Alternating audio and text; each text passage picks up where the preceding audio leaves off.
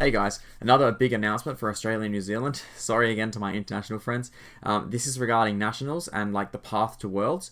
Basically, the big competitive events that many of us look forward to and kind of aim towards. I'm going to start by showing this little chart I made.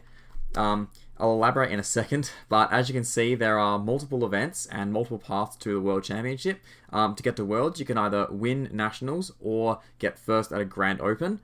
To get nationals, it's invite only, unlike last year, but you can get there by either winning a regionals of 10 or more players, or getting top 8 at a Grand Open, or getting top cut at the last chance qualifier, depending how many players there are. Now, what is a Grand Open? Grand Open, there are 3 of them across Australia and New Zealand, which is awesome. It's day 1 is best of 1 Swiss, and day 3 is best of 3 top cut. It's basically the equivalent of our open invite nationals. So this year nationals is closed invite, but we have these Grand Open events, which are basically the same structure as the open invite nationals was last year.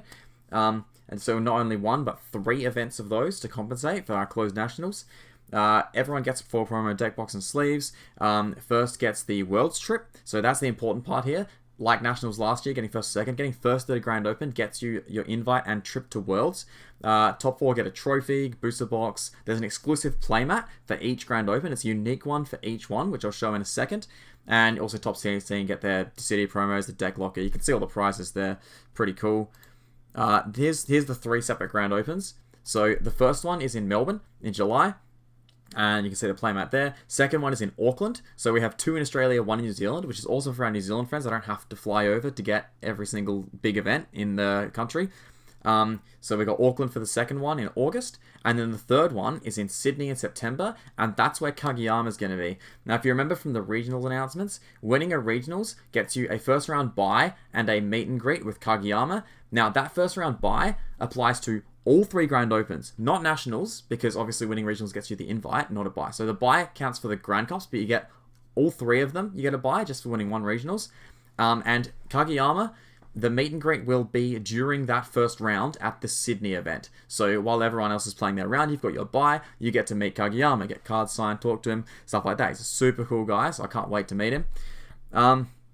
That's basically it for the Grand Open. So that, again, they're basically our equivalent of the Open Invite Nationals, and there's 3 of them, including 1 in New Zealand. So that's a really almost an improvement on last year, because we got multiple events and New Zealanders don't have to travel to get to one of them. So yeah, that's really awesome. But Nationals is closed invite, as I said before. It's in New South Wales this year, not Victoria. It's on the 21st of October. Again, only first this year gets the flight, accommodation, and invite to Worlds, but that's because we've got the Grand Opens, 3 of them. So there are actually 4 people flying to Worlds from Australia and New Zealand this year, 1 from each Grand Open and 1 from Nationals. Top 8, there's a unique playmat for Nationals, like there is for the Grand Opens. That Vincent one looks really cool. I actually like that quite a bit. There is a last chance qualifier the day before at the same venue, which will simply be 4 rounds, best of 1 Swiss, and it's 16 to 64 players. I'll bring up that diagram again, and you can see the top cut breakdown. Both of that will be at Gamezilla as in New South Wales. So now we'll look again back at this again. Now we've got more information. As you can see in the last chance qualifier, if there's 16-24, top 4 go through. If there's 24-32, top 6, 33-64, top 8. And yeah, you just have a nice look at that. I'd just like to thank Tim Chambers for all his hard work getting this set up and for giving me the opportunity to share it with you guys.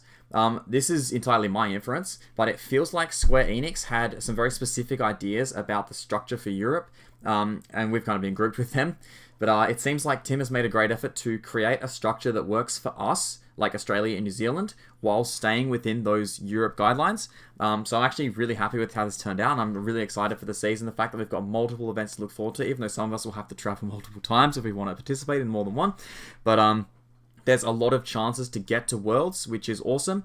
I feel like it's going to be quite a rewarding year for competitive play in particular. So yeah, I'm really looking forward to that. Thanks everyone for watching. Thanks Tim for giving us information.